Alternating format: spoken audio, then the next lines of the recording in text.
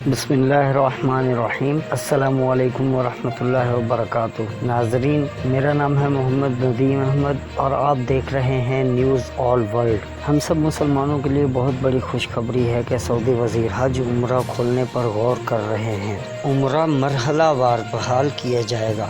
سعودی وزیر حج عمرہ فورم میں اظہار خیال کے دوران فوٹو حاضر۔ سعودی وزیر حج و عمرہ نے آئندہ مرحلے میں عمرہ و زیارات کے مرحلہ اور بحالی کی تفصیلات بیان کی ہیں۔ وہ پیر کو عمرہ پروگرام کو یادگار اور آسان تر بنانے سے متعلق عمرہ فورم میں اظہار خیال کر رہے تھے۔ العربیہ نیٹ اور الشرق الوسط کے مطابق وزیر حج و عمرہ نے کہا کہ سعودی عرب حفظان صحت کے ضوابط کی پابندی کے ساتھ عمرہ بتدریج بحال کرنے والا ہے۔ وزیر حج و عمرہ کے مطابق آئندہ مرحلے میں عمرہ کی کارروائی کے سلسلے میں جدید ٹیکنالوجی پر انحصار کیا جائے گا تاکہ عمرہ کمپنیاں اور ادارے اندرون اور بیرون ملک عمرہ پیکیج جدید شکل میں متعارف کرا سکیں۔ انہوں نے مزید کہا کہ وزارت ایک ایپ جاری کرے گی۔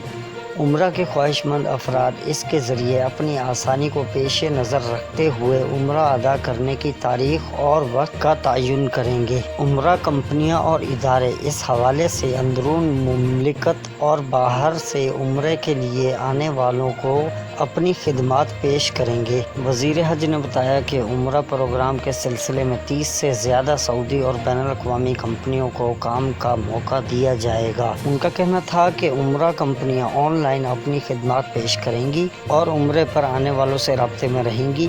پہلی تبدیلی اندرون و بیرون ملک سے مسجد نبوی کے زائرین کے حوالے سے کی جائے گی۔ انہوں نے کہا کہ اطمینان دلایا کہ وزارت حج عمرہ کمپنیوں اور کارکنان کے ساتھ کھڑی ہوئی ہے، اس مرحلے میں ان کے ساتھ ہے اور ادارہ جاتی تبدیلی کے مرحلے میں بھی ان کے ساتھ ہوگی تاکہ عمرہ کمپنیاں اور ادارے طاقتور اقتصادی گروپ کے طور پر ابھریں اور اعلیٰ معیاری خدمات فراہم کر سکیں۔ ان کا کہنا تھا کہ عمرہ کمپنیاں اندرون ملک سے عمرہ کرنے والے سعودیوں، مقیم غیر ملکیوں، GCC ممالک اور دنیا بھر کے عمرہ زائرین کی خدمات فراہم کریں گی۔ 2030 تک سالانہ 3 کروڑ عمرہ زائرین کی میزبانی کرنا چاہتے ہیں۔ Photo SPA۔ انہوں نے زور دے کر کہا کہ سعودی عرب عمرہ زائرین کی خدمت کے لیے اپنی توانائیاں وقف کرنے کے لیے پرعزم ہے۔ 2030 تک سالانہ 3 کروڑ عمرہ زائرین کی میزبانی کرنا چاہتے ہیں۔ علاوہ ازیں سبق نے ذرائع کے حوالے سے بتایا کہ عمرہ زائر کو عمرے کی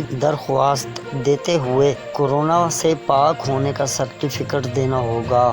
یاد رہے کہ سعودی وزارت خارجہ نے کورونا وائرس کے پھیلاؤ کو روکنے کے لیے احتیاطی تدابیر کے تحت 26 فروری کو عمرے اور مسجد نبوی کی زیارت کے لیے سعودی عرب آمد پر تاحکم ثانی عارضی پابندی لگا دی تھی۔ یہ پابندی سعودی عرب کے صحت کے اداروں کے مقرر کردہ قواعد و ضوابط کے مطابق لگائی گئی تھی۔ اگر آپ کو یہ نیوز اچھی لگی ہو تو لائک کرو، کمنٹ کرو اور شیئر کرو اور میرے چینل کو سبسکرائب کرو اور دیکھتے رہو نیوز آل ورلڈ۔ بنے رہیے نیوز آل ورلڈ کے ساتھ۔